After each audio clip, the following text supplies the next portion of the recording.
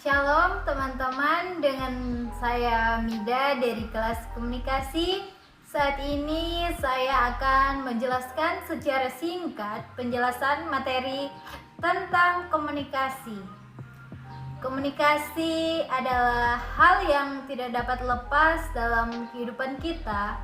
Sebab dari komunikasi kita bisa memperoleh pengetahuan dan saling bertukar informasi.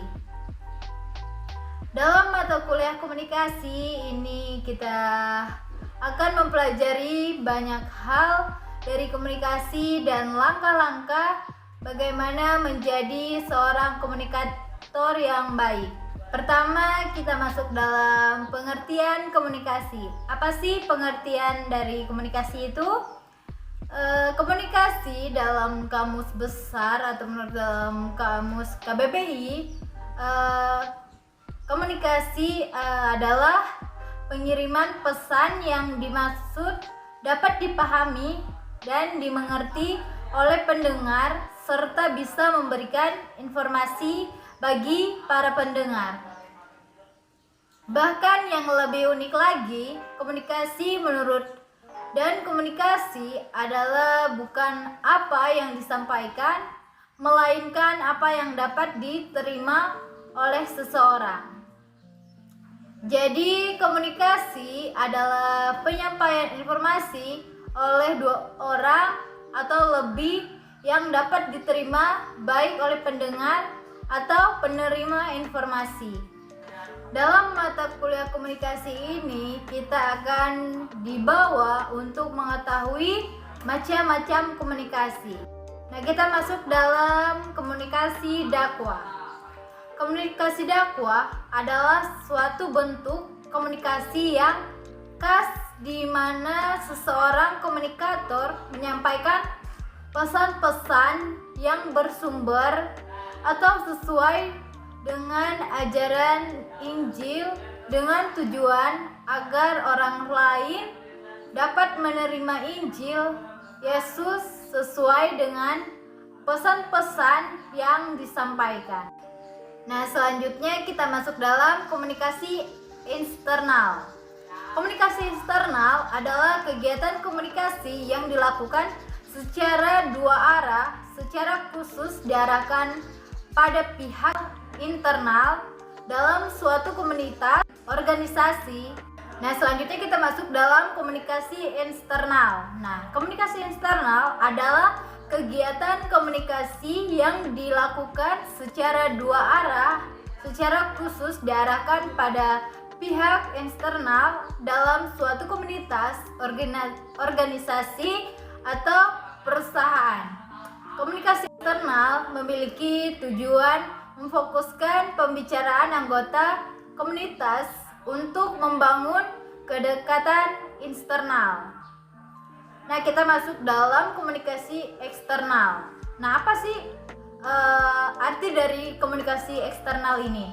Nah, komunikasi eksternal adalah komunikasi yang berlangsung antara pemimpin atau orang maupun kelompok yang mewakilinya dengan publik sasaran yang meliputi masyarakat sekitar, organisasi, instansi pemerintah, konsumen, dan pelanggan, dan serta media massa. Selanjutnya kita masuk dalam teori komunikasi. Nah, komunikasi terdiri atas 3 bagian, yaitu yang pertama eksperimen. Nah, komunikasi yaitu terdiri dari 2. Nah, yang pertama itu pesan verbal atau non verbal. Nah, apa sih pengertian dari pesan verbal? Nah, pesan verbal adalah bentuk komunikasi yang disampaikan komunikator kepada komunikan dengan secara tertulis atau secara lisan. Nah, yang kedua pengertian non verbal. Pesan nonverbal adalah metode berkomunikasi dengan orang lain tanpa menggunakan kata-kata, melainkan tindakan, misalnya menggunakan gerakan tangan, untuk menunjuk dan meminta sesuatu, melakukan kontak mata, sentuhan, intonasi suara, ekspresi, dan bahasa tubuh. Nah, kita masuk dalam bagian kedua yaitu public speaking, yaitu yang pertama itu persiapan materi, diri, audiens, media. Nah, kedua pelaksanaan, waktu, puisi, posisi, teknik. Nah, yang ketiga itu evaluasi, respon dari pendengar. Nah, yang ketiga unsur-unsur komunikasi yaitu informasi, komunikator, komunikan, dan media. Dalam komunikasi juga ada tipe-tipe komunikasi. Tipe-tipe komunikasi terdiri dari dua bagian. Yang pertama itu komunikasi vokal, yaitu terbagi 4: bahasa lisan, nada suara, jeritan, dan kualitas vokal. Nah, yang kedua komunikasi non vokal, yaitu terbagi 4 bagian. Yang pertama itu bahasa tertulis, isyarat, gerakan, dan ekspresi wajah. Nah, selanjutnya masuk dalam manfaat penting dalam komunikasi. Sesuai yang dijelaskan dalam pengertian komunikasi, bahwa dengan melakukan komunikasi maka kita bisa mengetahui berbagai informasi dan manfaat bagi kehidupan kita.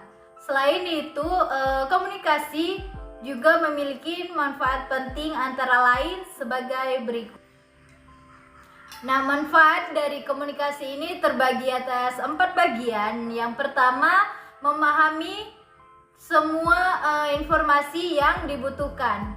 Dan yang kedua, dapat mempercepat tali persaudaraan baik antara pribadi, golongan, kelompok, bangsa, maupun negara. Nah, dan yang ketiga, dengan berkomunikasi kita juga bisa mengetahui kebijakan dan peraturan perundang-undangan. Nah, yang keempat, komunikasi juga sangat penting bagi organisasi dapat melakukan penciptaan kerjasama yang baik sebagai proses sosial berwarga negara. Baik, itulah penjelasan dari pelajaran komunikasi. Semoga apa yang saya dapat sampaikan bisa bermanfaat bagi teman-teman. Tuhan Yesus memberkati. Shalom.